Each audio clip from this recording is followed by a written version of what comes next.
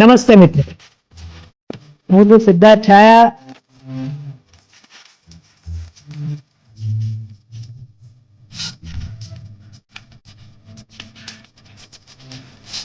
તો સ્વાગત છે તમારું સિટ ટોક્સમાં. હોરર કોમેડી એટલે ડરવાનું કે હસવાનું, આવું જો કન્ફ્યુઝન તમને આ જોનરના નામથી લાગતું હોય ને તો જમકુડી જોશો ને એટલે ખ્યાલ આવી જશે. આ ફિલ્મ તમને જેમ આપણે થંબનેલમાં જોયે પ્રમાણે હસતા હસતા ડરાવે છે અને ડરતા ડરતા હસાવે છે. નમસ્તે, હું છું સિદ્ધાર્થ છાયા અને આપણા આ જમકુડીના રિવ્યૂમાં તમારું સ્વાગત છે.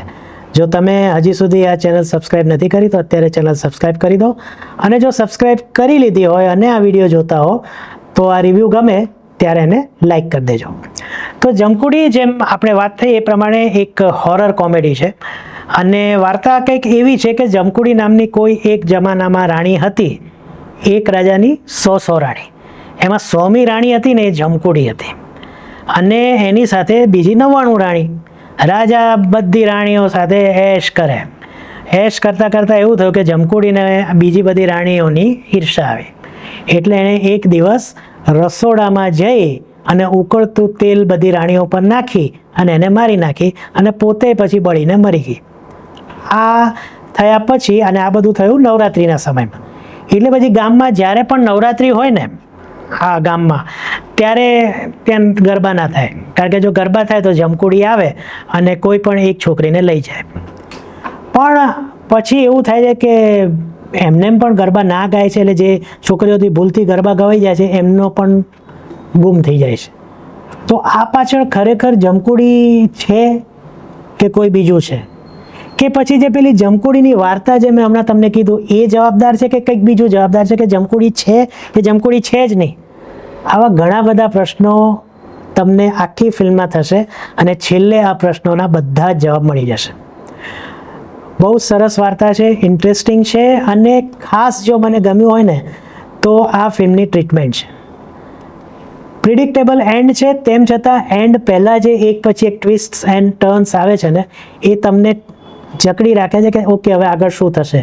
આવી ઘણી ફિલ્મો આપણે હિન્દી મૂવીઝમાં જોઈ છે જેમાં આ પ્રકારનો એન્ડ હોય, પણ એ એન્ડને અલગ રીતના દેખાડવો એ જવાબદારી કથા, પટકથા અને ડાયરેક્ટરની હોય છે, જે આ બે લખતા હોય અને ડાયરેક્ટરની. તો એમાં તો કોઈ સવાલ જ નથી. ફિલ્મ સતત હસાવે છે. અમે ગયા ત્યારે લગભગ થિયેટરમાં 30-35 જણા હતા ફર્સ્ટ ડે ફર્સ્ટ શોમાં, જે મને પણ ખૂબ આનંદ થયો જોઈને. ગુજરાતી મૂવી માટે દર 2-3 મિનિટે બધા હસતા હતા, હું પણ હસતો હતો.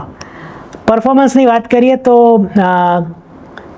માનસી એ ફિલ્મના પ્રોડ્યુસર પણ છે અને ફિલ્મના હિરોઈન પણ છે, પણ એમણે એ ધ્યાન રાખ્યું છે કે એ ફિલ્મમાં બને તેટલા ઓછા દેખાય. કેમ એ તમે મૂવી જોશો એટલે ખબર પડશે, પણ એમનો જે રોલ છે એમાં એ બિલકુલ જામી જાય છે, અને જે એમનો છેલ્લે જે પ્રકારની એક્ટિંગ છે એ તમને ખૂબ કહેવાય ને કે ઇમ્પ્રેસ કરી દેશે.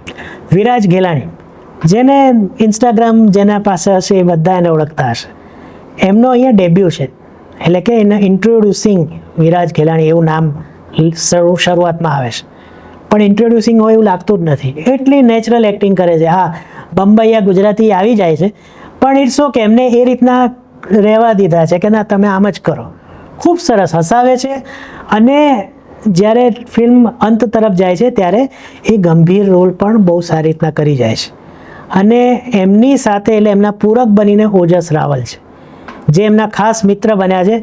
એમને પણ આપણે સ્ટેન્ડઅપ કોમેડીમાં ઘણી વખત જોયા છે, પણ એમની પણ એક્ટિંગ, એમને તો ગુજરાતી ફિલ્મોમાં પણ આપણે ઘણીવાર જોઈ ચૂક્યા છીએ, પણ એમની એક્ટિંગ જોઈને પણ મજા આવે છે. અને સૌથી વધુ તો હસવું આવે છે એક બસવાળા સીનમાં, અને બીજું જ્યારે એ જમકુડીને ભગાડે છે ને એ સીનમાં તો ખડખડાટ હસવું આવે છે. એટલે એમને બંનેને હેટ્સ ઓફ અને થમ્સ અપ. પછી આવે છે ચેતન દહિયા. 5-6 સીન છે પણ સ્પ્રેડ છે આખા મૂવીમાં. એક એમની વાત કહી દઉં અહીંયા, એમને બીક લાગે ને ત્યારે એમને ઉબકા આવે. હવે કેમ આવે તમે જોજો. એ બી જ્યારે જમકુડીને મળે છે ત્યારે ઉબકા આવે છે ને, એ સીન પણ બહુ મસ્ત છે. સંજય ગોરડિયા ખૂબ જામ્યા છે. લગભગ એમનો ફૂલ લેન્થ રોલ છે, એટલે પહેલા સીનથી માંડીને છેક સુધી પણ જમાવટ કરી છે એમણે, પણ એમાં કોઈ શંકાને સ્થાન નથી. ત્યાર પછી આવે છે આપણા સંજય ગલસર, જેમની સાથે આપણે અહીંયા પોડકાસ્ટ પર વાત કરી. એમનું નામ છે છમા 5, એટલે કે આમ જોઈએ છે. એની પાછળ કારણ શું છે એ પણ જોજો, આ મૂવીમાં તમને ખ્યાલ આવશે. એ પણ મજા કરાવે છે, એટલે એ થોડી વાર આવે છે પણ મજા કરાવે છે. ત્યાર પછી એક મહત્ત્વનો રોલ જે છે એ રોલ છે જયેશ મોરેનો, જેને આપણે ફક્ત ને ફક્ત પોલીસ તરીકે જોયા છે, અને એના વિશે વાત પણ આપણે એક પોડકાસ્ટમાં થઈ ચૂકી છે. એ પોડકાસ્ટ બુધવારે આવશે, એટલે એ પોડકાસ્ટ તમે જોજો. હા, તો જયેશ મોરે એમનો અહીંયા એક અલગ રોલ છે, અને એમની સાથે આ વિરાજ અને એમના મિત્રના જે સીન છે ને જેલની કસ્ટડીમાં પહેલાં અને ફિલ્મના અંતમાં, એ પણ ખૂબ હસાવે છે. એટલે એ ગંભીર રહીને હસાવે છે જયેશ મોરે, પણ એ પણ હસાવે છે. એટલે આવી તો કેટલી બધી કાસ્ટ આ ફિલ્મમાં ભેગી થઈ છે. અને જોનર જે મેં કીધું એમણે હોરર કોમેડીનું છે, તો હોરર સાથે પણ એમણે બેલેન્સ રાખ્યું છે, અને કોમેડી સાથે પણ બેલેન્સ રાખ્યું છે, અને બંનેને પાછું એકબીજા સાથે બેલેન્સ રાખ્યું છે. ઓલ ઇન ઓલ મેં કીધું એ પ્રમાણે ફિલ્મની સ્ટોરી ગુજરાતી પ્રમાણે નવી છે એન્ડ પ્રિડિક્ટેબલ છે, પણ ત્યાં સુધી પહોંચાડવાની જે રીત છે એ સાવ અલગ છે. પ્લસ અહીંયા એના જે ડાયલોગ્સ છે, અમુક વિટ જેને કહેવાય ને કે આમ ઉસ્ફૂર્ત તમને આમ હસવું આવે, એ બહુ સારા છે. એક તો છે જ્યારે સંજય ગોરડિયા પોતાના બાપાને કહે છે કે ભાઈ જ્યારે સાંભળવાનો હોય છે ત્યારે સાંભળતા નથી, જ્યારે ન સાંભળવાનું ત્યારે સાંભળો છો, એ એક બહુ હસવું કરાવે છે. પ્લસ એક સીનમાં જયેશ મોરે એમ કહે છે, તમે એટલે વિરાજ ગેલાણી એમ કે તમે ફલાણા ઈસ્ટ છો, ઢીકણા ઈસ્ટ છો, પૂછડા ઈસ્ટ છો, ત્યારે જયેશ મોરે કહે છે કે હું ફેમિનિસ્ટ પણ છું. એ ડાયલોગ તો એવો પંચ આપે છે સાહેબ કે ખૂબ હસવું આવે છે એમાં. અને આવા તો ઘણા બધા ડાયલોગ્સ છે જમકુડીમાં જે તમને હસાવે છે. અને વિરાજ જે મેં કીધું એ પ્રમાણે નવા અથવા તો પહેલી મૂવી કરી રહ્યા હોય એવું બિલકુલ લાગતું નથી. એટલે એમને, માનસીબેનને અને આ ટીમ, સમગ્ર ટીમને મારા ખૂબ થેન્ક યુ કે એમણે એક આવી સરસ ફિલ્મ બનાવી. એટલે જમકુડી મને તો બહુ ગમી. તમને કેવી લાગી એ મને નીચે કમેન્ટ્સમાં કહેજો. મેં સ્ટોરી બહુ રિવીલ નથી કરી, મેં બીજી બધી કોઈ વાત નથી કરી, એટલે તમને જરૂર મજા આવશે. પણ આવી મૂવીને પ્રોત્સાહન મળવું જોઈએ, અને એના માટે જ હું કહું છું તમે જોઈને મને કહેજો નીચે કમેન્ટ્સમાં કે તમને મૂવી કેવી લાગી.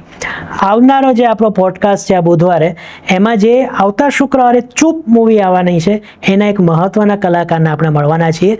તો એ પોડકાસ્ટ પણ બુધવારે તમે જોજો. અને બુધવારે આપણે મળીએ, ત્યાં સુધીમાં આ ચેનલ જો સબસ્ક્રાઈબ ન કરી હોય તો કરી દેજો. રિવ્યૂ સારો લાગ્યો હોય તો લાઈક કરી દેજો. ન સારો લાગ્યો હોય તો કાયમની જેમ કમેન્ટમાં પણ કહેજો. ફરીથી મળીએ નવા પિક્ચરના નવા રિવ્યૂ સાથે અને પોડકાસ્ટમાં. ત્યાં સુધી સિદ્ધાર્થ છાયાને આજ્ઞા આપો, અને તમને બધાને મારા તરફથી આવજો.